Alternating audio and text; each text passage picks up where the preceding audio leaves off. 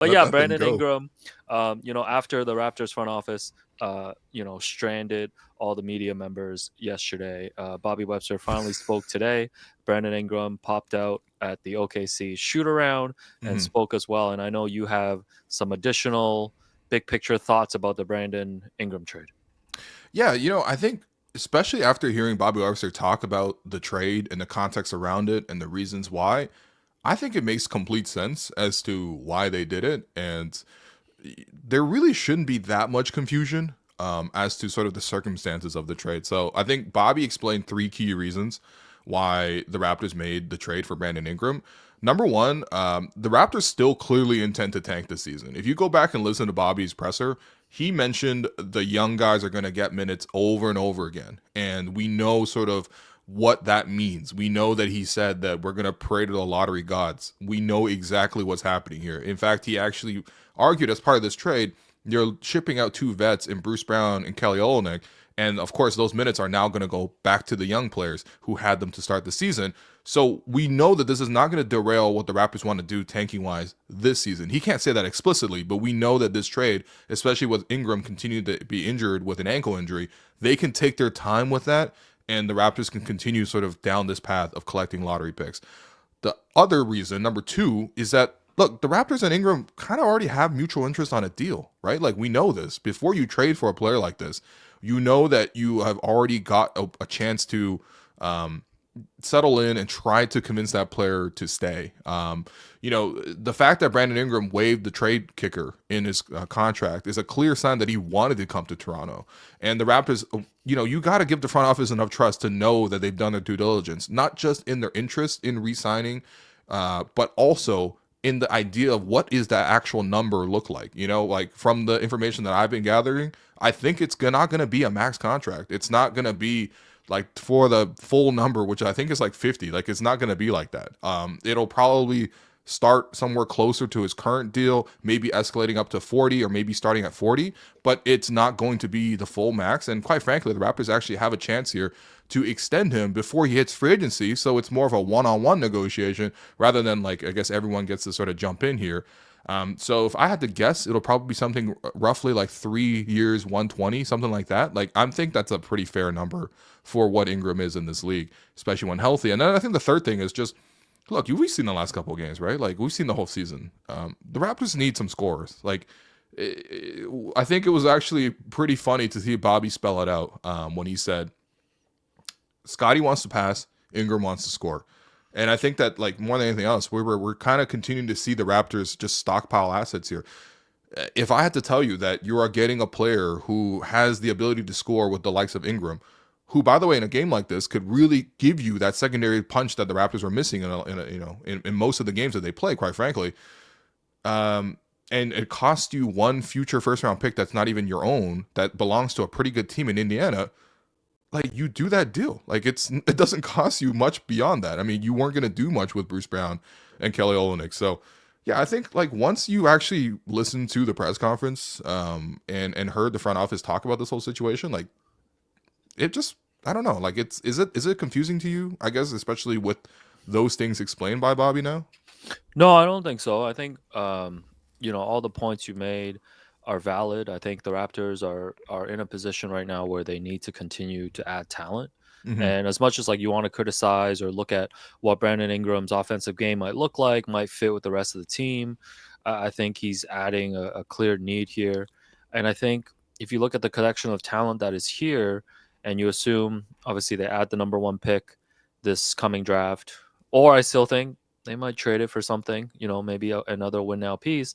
Like I'm excited to see what this team will look like next year. And I think people are just really scared of the Raptors just getting in a position where they're just like become like the next Chicago Bulls or whatever it is, like just constantly stuck in the play-in. Mm-hmm. But I feel like they're building enough talent here that there's enough upside, and this is not the final product of the team. They're gonna see what this team looks like, and there's gonna be more moves coming.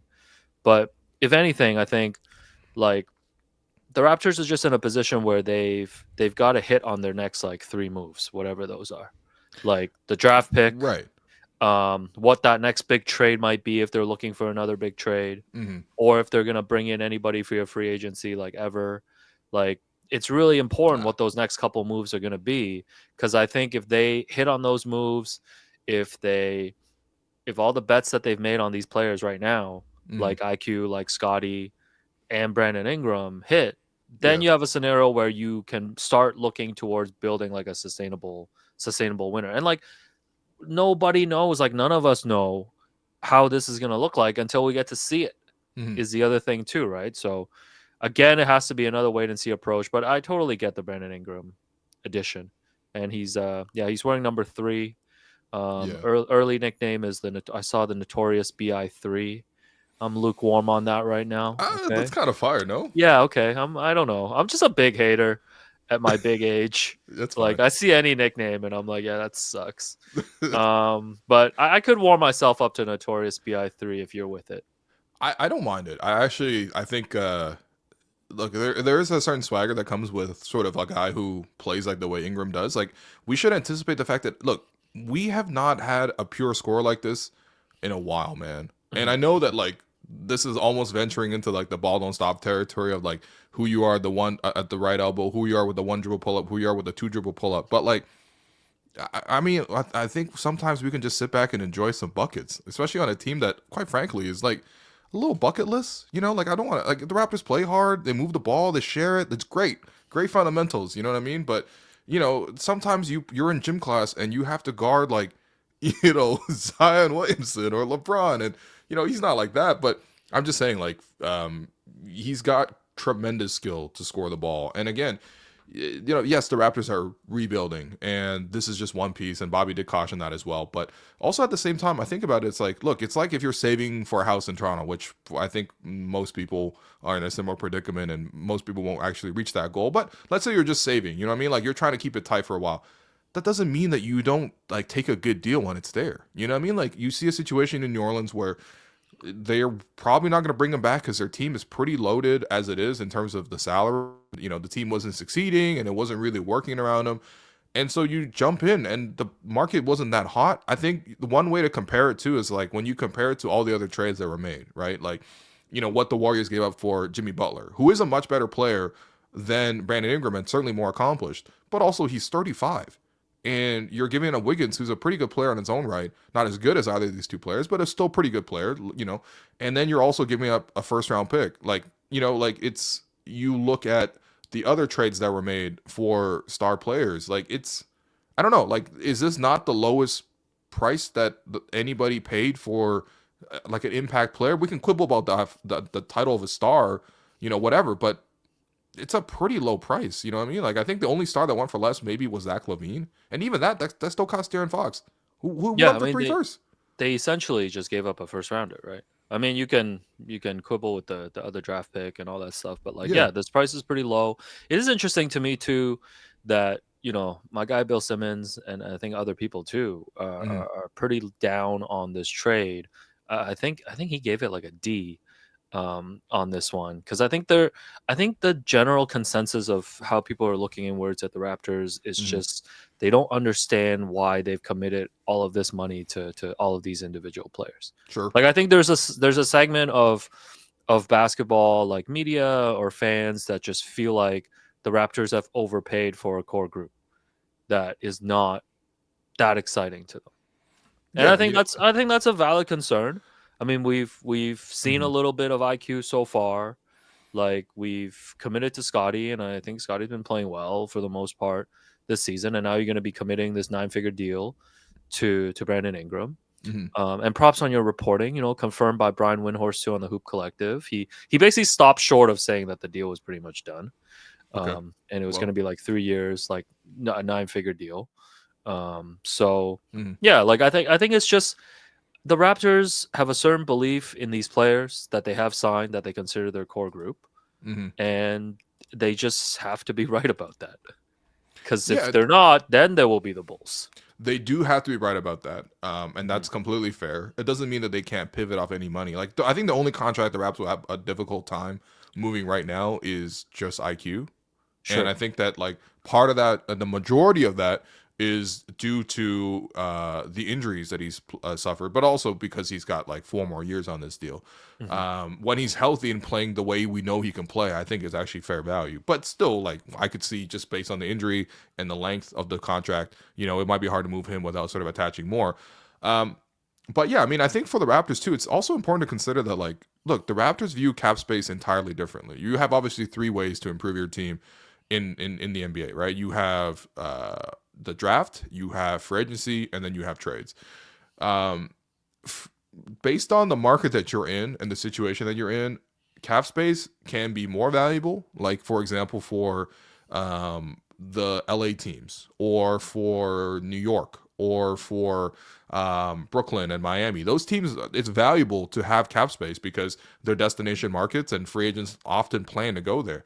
But we've actually heard Masai even say on paper, like on record, that he believes free agency is dead, but I think free agency's been dead for Toronto. Like the biggest contract free agent that we've signed are like Damari Carroll and Hito Turkoglu. Even when the Raptors have a chance to sign a guy for big money in free agency, those have not gone well. So I think for the Raptors, what they like to do is, yes, they get pressed up to the cap. They operate above the cap. I think in like 9 of their 10 seasons now, operating the team. Like I think the only year they were below the cap was the year they signed Damari Carroll and also Bismack Biyama, Corey Joseph. But like the Raptors want to have players on the roster, even if they take up money, because that's something to trade with. And that's the thing. The Raptors primarily draft and they trade. And they've done those things pretty well. When you go back and look at some of these things, like it actually kind of bothers me that this idea that like has floated around so much of like, oh, the Raptors have traded their first round pick at 4 straight trade deadlines now. And it sounds on paper like, wow, the Raptors look like idiots. Why would you trade your first round pick in 4 straight trade deadlines? Look, I think one of them was regrettable in the sense that the timing wasn't right. I mean, we like Jakob. Everyone likes Jakob. I think Jakob for a first round pick is actually fair value for what Jakob is as a player. And you're able to re sign him, and he's your only center, and he's a pretty good center. Of course, the timing of that you can quibble with. But like, to sort of harp on this 4 years straight of trading a first round pick. I mean, again, you traded one first round pick that's Indiana's for Brandon Ingram, who's a very, very good player. Like, that is fair value, if not better than fair value. The last trade that they made, which was the 29th pick that they got as a bonus. I'm sorry, did you want to keep 6 rookies on the roster this year out of your 15 rostered players? Doesn't make any sense. Plus, they traded them for Ochai and Kelly, who were then obviously spun off into later assets. And Kelly and also Ochai, who I think has done pretty well as compared to, let's say, for example, if you just took Ochai with your 29th pick, you'd be pretty happy with that outcome. And then the first one they traded back like 10 spots. And look, even that one you can quibble with because you're like, well, you missed a chance, for example, to take a Nemhard, could have taken this guy or that guy. Walker Kessler gets mentioned. But like, you move back 10 spots. You know what I mean? Like, and the only reason that thing didn't work out is Christian Koloko got blood clots. Can you foresee this thing? So it sounds like a big gotcha when you're like, wow, the front office is dumb. They traded 4 straight first round picks at the trade deadline. But like, I think it's just like disingenuous. Like, you know what I mean? Like, the Raptors are using the trade deadline for pre agency. And this is because no one signs here in real free agency. So, like, how else you want them to add talent to the team? Yeah, and I think if you look at where the team was like a year ago after they shipped out Pascal and OG, like if you were to jump forward now, like a Mm-hmm. season later and look at where they're at right now, like they've built up enough young talent that's interesting enough that I think is going to give them an opportunity to build a pretty solid bench unit.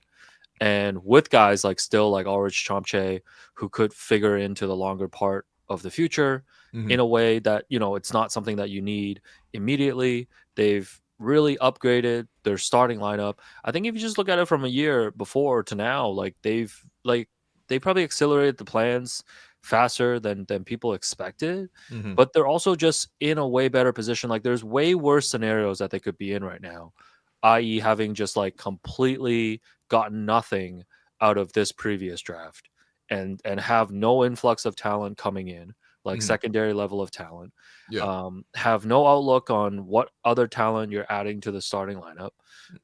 So it's all of that stuff. Like I feel pretty good about it. And I just want to get to a point where I can watch this core group with Ingram in here now Mm-hmm. just play for an extended stretch and see what they can become.